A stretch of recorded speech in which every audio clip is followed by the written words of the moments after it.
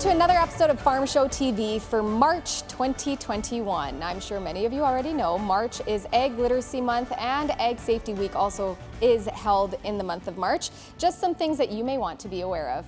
And we're going to head into the show with a lot of exciting things to talk about. Andrew Bawden from farms.com will be joining us on this show to talk about what's happening and what's coming up in the ag tech industry.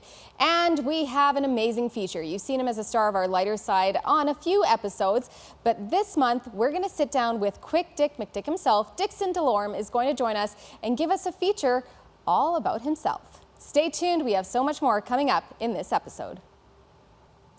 Well, joining me now is Andrew Bawden with farms.com, and he's going to be giving us an inside look at what we can expect when it comes to the ag tech world heading into 2021. Thanks for joining us, Andrew.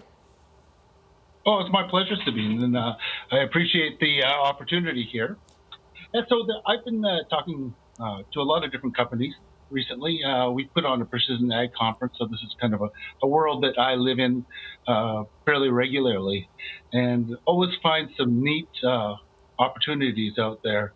And the first company that I came across is called Garden. It's Gardin, and they're out of the UK, and they focus on vertical farming. And really what they do is they deliver insight through analytics to help food producers optimize production and grow nutritious food and lower the food carbon footprint. And the way that they do that is they use remote optical sensing technology and machine vision analytics. And they're able to see the plant physiology and do proactive adjustments to how to manage that plant. So by doing this, they can optimize things like lighting. So certain plants need different lighting at different times of the growth period.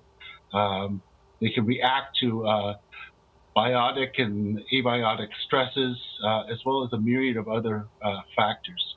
So this company is really focused on vertical farming, but they have the opportunity or the vision to grow this beyond here.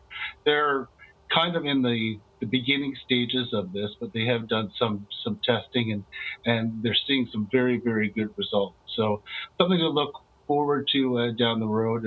If you're involved in vertical farming, this would be a great company to be involved in. So Andrew, given obviously your knowledge and your background in this industry, is this something that you can see eventually, that's in the UK, is it something that you can eventually see being used in Canada, Saskatchewan, North America? Oh, absolutely. I see it coming to North America for sure. Vertical farming is certainly, we will have, our land is not going to change. Our farming land is going to be less.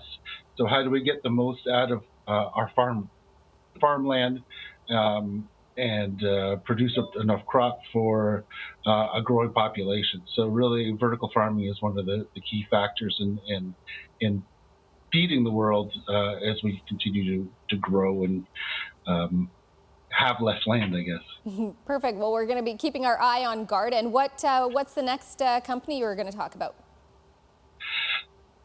So another company that I just talked to actually yesterday, and it's called Bloomfield AI, and they're out of Pittsburgh, and they're really focused on viticulture, the grape business, the vineyard business, and what they've done is created this pretty cool custom hardware and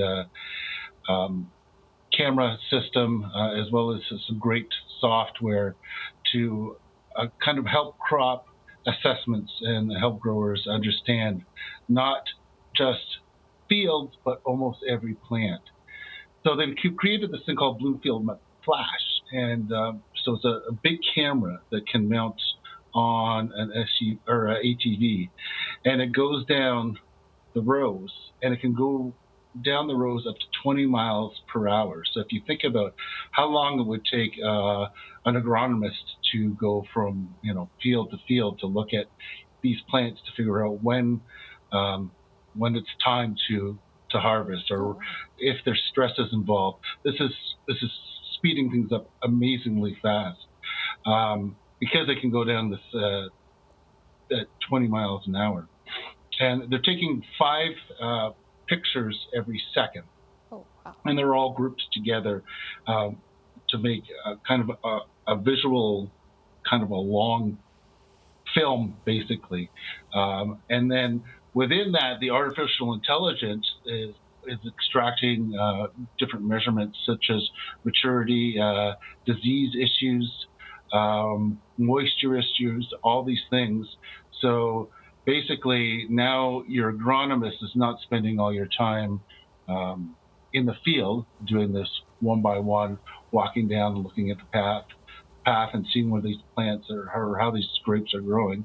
They are now using their knowledge of the plants and of growing to say, listen, you have a problem here. We can measure it. We can then manage it a lot quicker.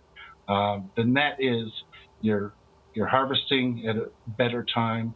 You're eliminating a lot of disease that causes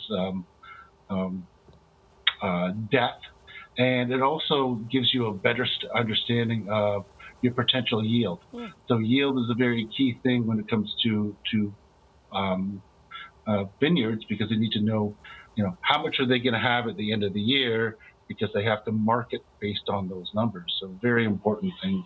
So Bluefield AI, they're a great company. They've been doing this in the viticulture sector for about a year. But they're starting to do it in apples now and some berries. So there are going to be some really great opportunities there. And they actually just started a program in BC in viticulture. So we're going to get some data on that pretty soon. So that's a pretty exciting one too. I'm not sure if you could hear me as you were speaking. I just kept going, oh, wow. Because again, I think when you think of agriculture, you don't realize that there's so much AI that can be used to help the producers and growers that are out there, especially like you said, saving time to put their energy and work into something else that could help speed up, especially during harvest. You got one more for us. I do, and this is a company that everyone knows in ag. It's called AGCO. Oh, yeah. Been around for a long time, and they've done some great things. They've kind of done a shift within the company, really focus on the precision ag as a separate section of AGCO. It used to be under the Fuse name, and now it's its own defined precision ag group. And one of the things that they've done, and this was an alliance with a company called Solid Tech, which is based out of Brazil, I believe. And they've now kind of expanded this partnership, which was started in 2019, into North America. And what this company does is it allows companies, especially in the fleet side of things, or that are in large operations, to keep every machine moving when it needs to be. So there's no stop time. There's no driving to a specific area and having it rain. This is working all of different technologies together to say, okay, I know that this machine needs to be here at this point and then here at this point. What's the most efficient way to get that machine here and that there? Or do we take a machine from another area and put it to that place? Or is it going to, and this is real time, this is always going. So it also gives you the opportunity of, if there's downtime or there's something wrong with the machine, it can cycle in another machine at the same time. So pretty neat technology on that. And then it also takes information about weather. So if it's going to rain and you had planned to do some spraying at a certain point, some fields or some farms are huge, so you could be, one field could be 30, 40 kilometers away from another one. It could be raining in one area but not in the other. So it allows you to adjust on that sense as well. So it's a pretty cool technology that AGCO is invested in with Solid Tech, and I think you will see a lot more of this being used. They actually did have one retailer, Growmark, that said it save them, hundreds of thousands of thousands of dollars, $50,000, I believe, just in downtime. So among these yeah, three, the three companies you've talked about, Andrew, would you say, I know it's hard to really pinpoint one, but out of the three, would you say there's one in particular we could see possibly entering into, Saskatchewan, Canada, a little sooner than the others, or something that you think would be more effective when it comes to ag in Canada or ag in Saskatchewan? Yeah, so in Saskatchewan, certainly the AGCO example would be the most probable. The others, I tried to focus on kind of three different sectors. So being the vertical farming, and then the grape growing, and then the large crop growing are. So that one would be, you definitely see that in dealers very soon, and retailers very soon with AGCO. For sure. So we'll definitely be keeping our eyes out on all three of those, in particular, though, AGCO. Now, we've talked about what you wanted to talk about with us, but I think the viewers who are tuning in may want to know a little bit more about who you are and what farms.com is all about. So, Andrew, now I think it's time for me just to grill you on everything. No, I'm just kidding.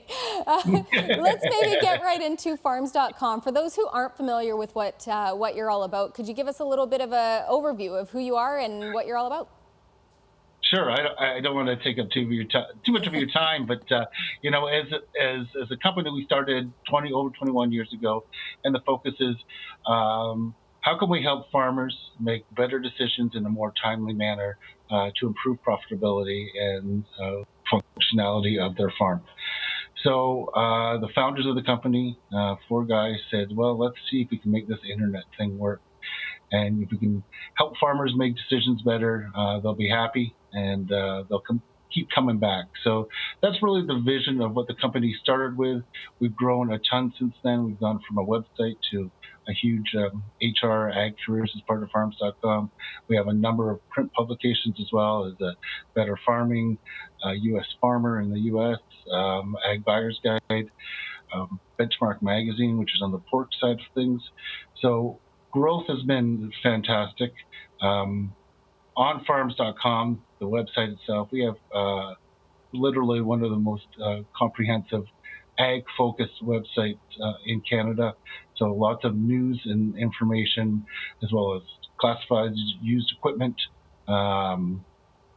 lots of video content as well. So that's kind of the way farms.com is, and I'm sorry that might be a bit of a long answer, but it gives you the gist of who we are. No, that's great. That's great information. The ag industry could use some of your expertise, all of your expertise, and so they can always head over to farms.com to find out more information. Is there anything else that you wanted to add in before we let you go?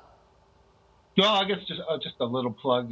We do have our farms.com Precision Ag Conference, which we do usually twice a year, but because of COVID, it'll only be once, and it'll be in Red Deer, Alberta this year, so that'll be in November. So if you like ag tech, go to farms.com and check out what we have as far as farms.com technology, and hopefully you'll find some information about our Precision Ag Conference, and it'd be a good place for you to go. Perfect. Well, thank you so much for joining us for this episode of Farm Show TV, and I know we'll be checking back in with you hopefully next month to find out more what's going on in the ag tech world. Awesome.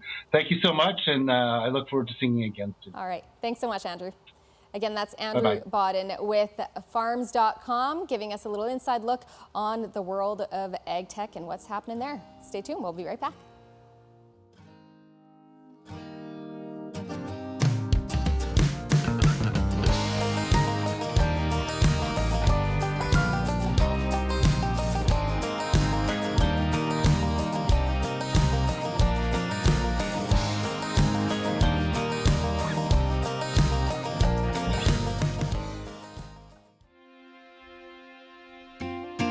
If you're looking to add an expert voice to your decision-making process, invite your local Ministry of Agriculture specialist to the table.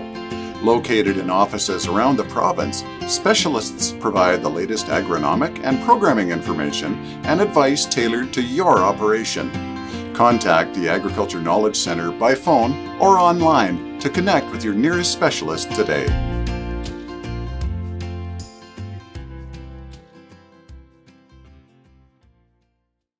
Connexus Credit Union is proud to support Saskatchewan's agriculture producers. Thank you for your commitment to growing safe, sustainable food and your continued investment in Saskatchewan's communities. From all of us at Connexus, we wish you a safe and prosperous growing season.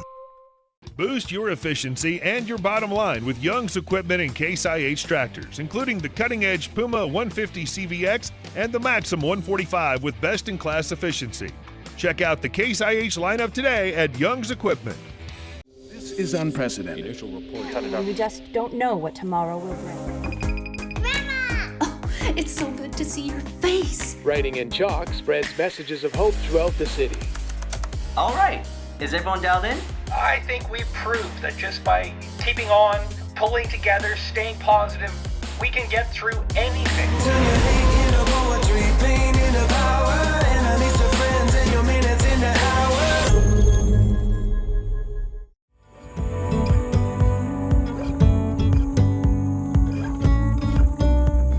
You've seen him in a lot of our lighter side pieces, and you're going to see him again later on in this show itself. But what we're going to do now is we're going to connect with Quick Dick McDick himself. Dixon DeLorme is joining us, and we're going to talk to him before we get to the lighter side. Thank you so much for joining us.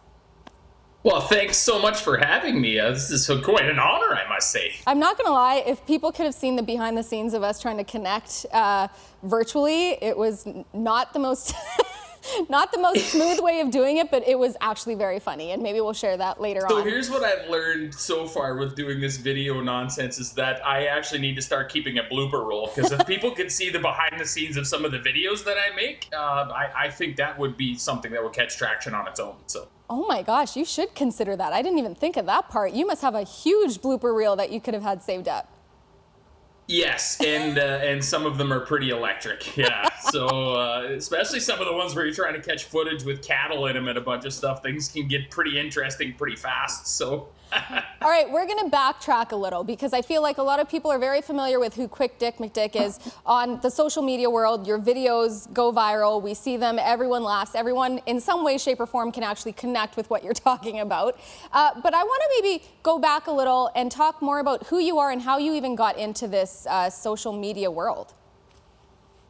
Yeah, that's a great question, actually, and it's really crazy because most of my life was spent in agriculture or anywhere else. Something going viral is usually not the best thing, but I mean, I guess in social media it's something different. But this all started off really like unintentionally, to be honest. It just started off basically as a funny video that I had made to send to my two brothers and a couple of chuck wagon racing friends that I've got. And it just took off from there. It started on Snapchat, and I started just putting stuff that I would find funny throughout the course of a day. And I don't even know why I came up with the name Quick Dick McDick. I mean, obviously, like, my first name short is Dick, and I mean, everyone since I was in three-cornered pants and I can remember has always called me Dick. And I was just like, well, you know what? If I make it a funny thing, like I started it off as an infomercial for a company called Big Mustache Al Ventures north of Tuffnell, Saskatchewan, and we just made a whole bunch of jokes about cutting firewood, and more people started adding me on Snapchat when I was putting stuff in my story, and then it got to the point where I have no idea who was following me or what was going on. I would just put this stuff up, and people kept getting in touch with me and being like, hey, can you send me this one, send me that one, send me this one, because on Snapchat, I mean, everything's gone after 24 hours, and I get tired of people being like, send me this one, send me this one, send me this one. So I was just like, you know what? I'm going to put it on the YouTube, on the internets, and if you could just click and watch it as many times as you want. So this whole thing was just unintentionally me just trying to get rid of everybody, and I guess I failed miserably at that. You did it to get rid of everyone. However, your following has grown and grown and grown into what it is today. I think when we talk about social media, you got the good and the bad, the pretty, the ugly. You can, be trolled for your opinions, and I'm sure you and I have very varying opinions of many things. How do you Absolutely. How do you keep from getting kind of attacked, or having that part weigh you down when you have people that aren't always agreeing with what your opinions may be? I think the really cool thing about opinions and about humans in general is you're never going to find one person that you 100% agree on absolutely everything with. And I think it's just important to keep channels of communication open. And so a lot of this controversial stuff that I'll post, or some even different things about agriculture, a lot of people have different opinions of how people run their agricultural operations and everything. And I think it's a good, my way of doing it and trying to hit things from the humor side of things versus like just a straight up video of people call them vlogs, I guess is what they're called, is just to jump around and have a little bit of fun. And I fully expect anything that I put up, someone's going to have a problem with what I put up, and that's okay. I don't put things up expecting everybody to agree with me or expect to find everything that I find funny. I just put stuff up that would make me laugh, that I hope makes other people laugh, and I hope people can see, the funny side of it, and then maybe parts of the serious side of it that I'm trying to convey my point with as well. And I just try and be friendly to other people when they reach out to me with their opinions, be them good or bad. And sometimes it's not the easiest thing to do, but social media is usually not the best place to have a conversation with somebody through Messenger or on a Twitter feed or something like that. But I think I look at it as, I think there's more people that enjoy it than people that don't. And as long as that continues to be the case, then I'll keep doing things how I do them and what I'm doing. If it ever gets to the point where I feel like there's more people that are upset with what I do than are happy with it, well, then obviously you follow those signs, right? But I think that's kind of another reason why I always keep bouncing around like a bit of a ping pong ball. Sometimes I'll do a serious one about mental health. Sometimes I'll do one about the carbon tax, and sometimes I'll do one about cancel culture. And it's just a matter of trying to have fun with it all. And I think the point of everything is to just try and keep people laughing and just know that it's okay to laugh at some things. I mean, there's obviously things we shouldn't be laughing at, but there's some things that we take a little too serious in life. And I think people can identify with a person that knocks that serious edge off of things. And what I've found works really well is if you can laugh at yourself. And a lot of the things that I try and post or put up, I'll show myself being stuck, or myself being chased by a cow, or me breaking something. Then people can look at something like that and be like, hey, this guy's human too. I'm not going to sit around and laugh at what everybody else has going on. I choose to laugh at myself, and I think we all need to be able to do a little bit more of that, right? For sure. And I feel like as you've been talking, I have like 12 questions in my head. So now I need to backtrack. Fire away. I want to backtrack mainly because you said you started doing these videos kind of for fun on Snapchat with your brothers. And so now obviously it's snowballed into something you never expected it to be. So when you do these videos, or when you're engaging on social media, do you feel like it's you have a responsibility, or you're thinking out kind of a storyboard of what's the message behind this video, or who is my target audience for this video? Or are you flat out just throwing to the wind and just doing whatever because you think it's funny and you are not concerned about who the audience will be? Yeah, that's a great question. Actually, it started off as like it was just completely random thoughts of what Quick Dick found funny. And then, yeah, like you say, all of a sudden you start noticing that you're getting a little bit bigger of an audience in a few things. And there's definitely, I'll have certain audiences targeted, if that's what you want to call it, but there'll be a certain group of people that I have in mind when I make a video.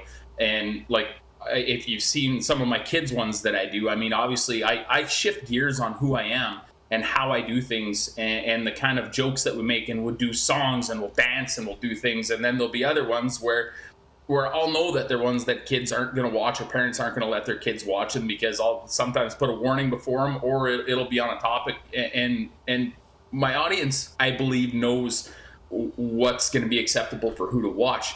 But absolutely, I try and pick relevant topics, and I try to give them a Western Canadian spin. But that being said, like we said earlier, not every Western Canadian is going to have my opinion or agree with what I'm saying. I just try and more focus around what people in my community would think, and I'm very, very in touch with the people in my community. Well, I mean, not in touch right now, obviously, but you know what I mean? Yeah. It's those are the people that I try and craft a lot of this stuff around, and I get a lot of great feedback. The feedback I find most crucial is the kind that I don't get on social media, is from people around here, around the Tufnell area, that'll send you a text message because they've got my number. and as long as my community is finding it funny, that's who I target doing this for. But I think the really cool thing about that is that when you look at the community of Tufnell and Foam Lake, there are a lot of Tufnells and Foam Lakes in not only Western Canada, but Eastern Canada, up into the Northwest Territories, down into the southern part of the States, over into England, Scotland. I can't believe the reach that some of this stuff has got. And, you know, I'll have somebody from Australia messaging me being like, it is exactly the same here. And I'm like, no way, I thought your toilets flush backwards, you know? So I want to kind of move forward now to, you said you've done videos on cancel culture. Obviously, social media, I feel like, has been the breeding grounds for when you talk about cancel culture. And have you ever had a situation where, you know, we've talked about you're going to have varying opinions, you're going to have people that aren't going to agree with you, or they're going to see a video you did in your past which may not have the right tones for what's being, you know, what's correct in these times. How do you find that balance between not being offensive, I guess, would be the easiest question. You know, I guess there's people out there that are going to find what you do offensive, no matter what you do or no matter what you say. And I think that if your intention is good in here, you're going to emulate that. And any intention of anything that I ever make, first and foremost, is to make people laugh. And one thing that I found with humor, and I've had the opportunity to talk to a lot of people in comedy, and I've watched people in comedy, because I don't consider myself a comedian, but I've started watching them a lot closer. And there's a lot of different avenues that you can take with it, and I take a lot of different avenues. And it boils right back to the community thing I was talking about earlier, is that I speak for most people here. And a lot of times before I put up a video, I will try and send it to somebody that I know personally who might be offended by what I'm saying. So I'll do some checks off of people that I know to make sure that I'm not offside, because one of the most important people to check in your life is yourself a lot of the times, right? And I usually go with that. And anything that I've posted or anything that anybody has a problem with, I always try and message them back and just be like, hey, you know, I'm sorry to hear that. I try and be nice to them. Sometimes it's not reciprocated back. And I like to offer everybody a beer in Tufnell, and because I feel like someone might have a completely opposite opinion of something that I'm doing, but at the same time, there's always common ground you can find on something. And that's maybe a little bit of the danger of social media, is that it doesn't give you the opportunity to civilly sit and discuss something. Because when somebody's on the other side of a screen, and there are no, if you want to call it like physical or real life repercussions to what you're saying from a person that's sitting across from you, that will promote you to maybe say something, say to somebody out of respect in real life, in a real life setting, right? So if there's one dangerous part of social media, I would say that that's what it is, because I don't think you're getting 100% what the real person is on the other side of it, because they're kind of hiding behind some fake armor. Right. And in some situations like that, you will get an opinion that a person wouldn't give you were they sitting across the table from you, and it benefits the conversation, right? So it's a really tough balance to find, and all you can really do is try and find the best balance. And I have a real hard time with a lot of it for the simple fact that I I don't have the time to be able to watch every comment that's made, and then someone will come back on me on a comment that somebody's made and I didn't address it and everything. I'd be like, well, that's because it got buried below 300 that I couldn't find because I was up to my elbows in a cow pulling a calf, you know what I mean? Fair. All right, that's fair. I'll let you have that one. So you just mentioned we're working with cattle. I want to get into the egg side of things when it comes to your videos and just your reach. Obviously, social media is a great way to connect with the younger generation. The younger generation that may not be so in touch with the egg world or may not know as much about the egg world as perhaps the older generation know. Have you found that kind of response to a lot of your videos where people are coming to you being like, hey, can you like talk to my classroom, or can you chat with these people about what egg is all about? Or even just the younger generation reaching out to you being like, wow, I never knew this side of the world. Yeah, you're absolutely on point with what's happening with it. It's caught a lot more traction on that side of things than I ever expected it to. And I think there turns into a really quick stigmatism that it's hilarious. I don't know why, but I compare it to Braveheart. And like, I'm not trying to say I'm Mel Gibson or that I'm a warrior on the back of a horse or anything like that. But someone will watch a video of you driving a tractor or pulling a set of harrows or pulling an anhydrous tank and immediately assume that you're an agronomist and you know everything about agriculture and just like, hey, that's not the case at all. But the really cool thing is, yes, I think this helps younger people in agriculture to feel okay about engaging in things on social media. And I hope it pushes people towards getting the word out of how they do agriculture, because everybody does agriculture different. It's one of the coolest things about agriculture, and there's no wrong way and right way to do everything. There's a way that works for some farms, and you continuously adapt and improve and change with conditions. And even since I've got onto social media, I've had a really great opportunity to interact with a lot of people that have made our operation better, share information that makes their operation better, and get in touch with, like you said, some younger people. I had the coolest thing that has happened to me so far out of all this is I came in via Zoom to a kindergarten class that they were talking about farm to table. And I just happened to be unloading oats, and I had good cell service. I did it on my phone, and we did a little virtual tour of Blue Ball, my semi. We honked the horn. I showed everybody how to do the horn honk. We talked about how oats grow, and it was like, I don't know why, I was really, really taken aback by it, thinking to myself, that was super cool. So yeah, it's been a really neat way to connect with a lot of people that I probably never would have, and it's another great opportunity to be able to get the word out about agriculture and how food does get to your table. And I try and do it in a funny way so that people are entertained by it and intrigued by it and have some sort of a knowledge to be like, when I go down to the grocery store and get a bag of oats off the shelf, that's not where they came from. You know, they came from somewhere else. And that's so important for people to understand that. I don't want to take up too much of your time, but I do have just a couple more questions for you. No problem. You just talking about doing that Zoom call with the kindergarten class. Obviously, March is Egg Literacy Month, and we hear a lot about egg in the classroom. Having told that story, we've also heard stories about there are the younger generation of farmers who may not want to take over the family farm, and they want to move into a different industry where it's quicker, faster, money, more, more sensationalized, more something like Hollywood. But then you do talks like this. How important is it to have that egg in the classroom and share the stories that you can share with the younger generation? It's vital. As far as I'm concerned, and that's why I've agreed to do as much of it as I can, and I try and combine a lot of fun things with agriculture in the background. And I can speak from experience on this because I was a young guy that left the farm here in Saskatchewan and went for a bigger life in the oil and gas industry, and I wanted to chase the dream that you hear of, like you say, there's dreams of Hollywood and a whole bunch of different things. Well, to a young Saskatchewan boy, sometimes it's going into the oil patch. Mm-hmm. I'm glad I did it.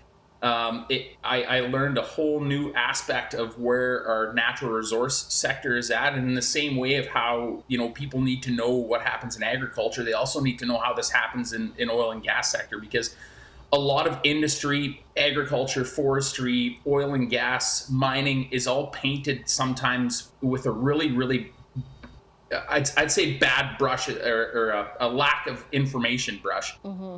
And it can be demonized at times. And that's not fair to any industry, specifically if you haven't worked in it. And I've had the opportunity to work in a lot of these industries, and it's mind blowing how many steps are taken to be doing it environmentally friendly and efficiently. And it's really amazing to see how many different working pieces there are to everything.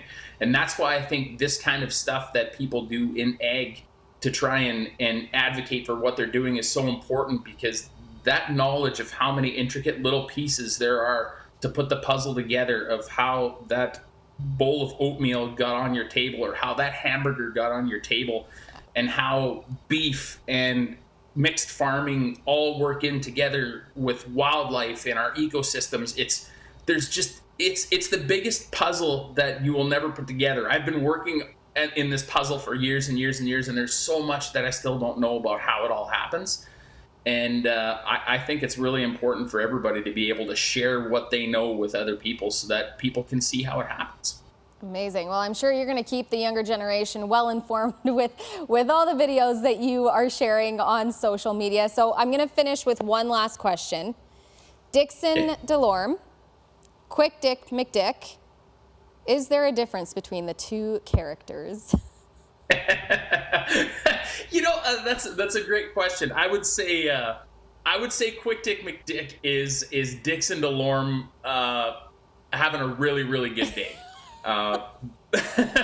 But there's not a huge difference, and I think the only difference is it will be the facial expressions. Sometimes I've got the trademark, that a guy does, kind of thing. But I really believe that I live my life like I do as Quick Dick, and I make sure that when I'm at work, I have fun. Who I'm working with is having fun. I try and keep in touch with people. I check in on people to make sure they're okay. When I advocate for mental health and a few different things, these are things that have personally affected me in my life.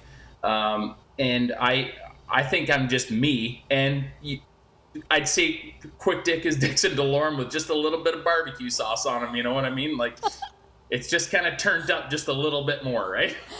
Well, honestly, at the end of the day, I think what people appreciate most is seeing someone who's genuine and being themselves on air, and not just trying to be someone that they're not, just for a quick laugh or the shock value. So you get the shock value and the laughs, but you get to be yourself. So I think that's probably a happy medium. I lied. This is my last question for you. Okay. You got people that love you, and you got people that love to hate you. Is there any type of message that you have for maybe the general public, even who's tuning in, seeing you, and versus put on the videos that you have shared on social media? What do you want the general public to know about you? I've never been asked that question before. That's a great question. I'm here for people to be able to find laughter in. I'm not here to try and get people to hate me. I'm not here to stir up a pot. I'm not here to do any of that. I'm here so that people can look at something and be like, that's kind of how I feel, and I'm glad somebody's saying it. On the flip side to that, if somebody is watching that maybe disagrees with my opinion, because lots of what I put up is my opinion, it's just, I hope you can look past, if you share a different opinion than me, I hope you can find some sort of laughter in it, because laughter is one of the most absolute and important things that we have as humans, not only to make sure that we have enough of, but to make sure that we share enough of it with other people. And that is my goal.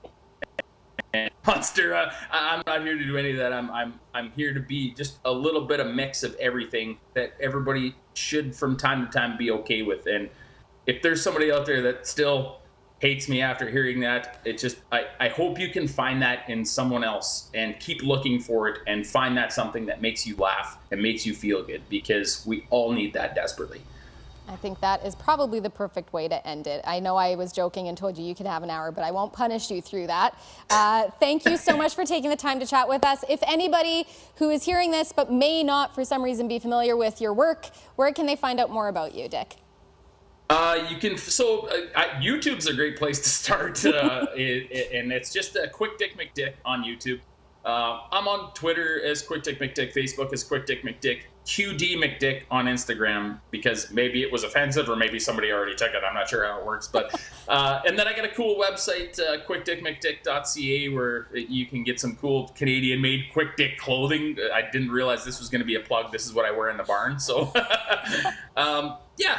And that's, I'll always try and keep everybody informed of where I'm going to be doing it. Hopefully once we get some public gatherings and everything going back on, I'm really looking forward to being able to get out and share some malt barley soda pops with everybody, or coffee or whatever, no pressure.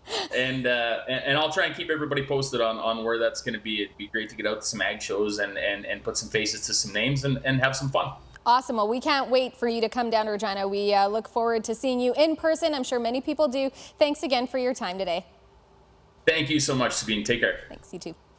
And that was Quick Dick McDick giving us a little backstory of how it all started, and we're going to have a little lighter side coming up with him in just a minute. Well, that's it for this month's episode of Farm Show TV. Coming up for April's show, stay tuned as we'll be talking a lot about mental health in the ag industry. And we'll have some exciting news about Canada's Farm Show 2021. That and so much more coming up in April's episode of Farm Show TV. Thanks for joining us, and we'll leave you now with the lighter side.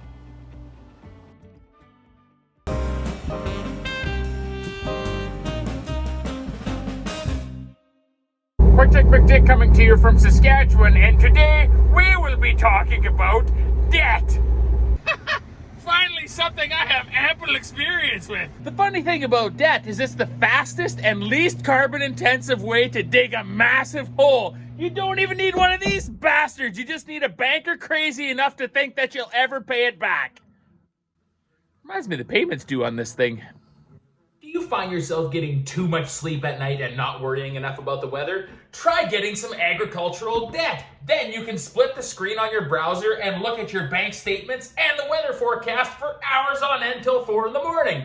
Now, another trick to growing debt is to make sure that you bank in a town that has 2 banks. But it's very important that you never let the banker at one bank know how much debt you have at the other bank, so that the banker at the other bank has no idea how much they can lend you. Sometimes a disguise is required when entering said banks.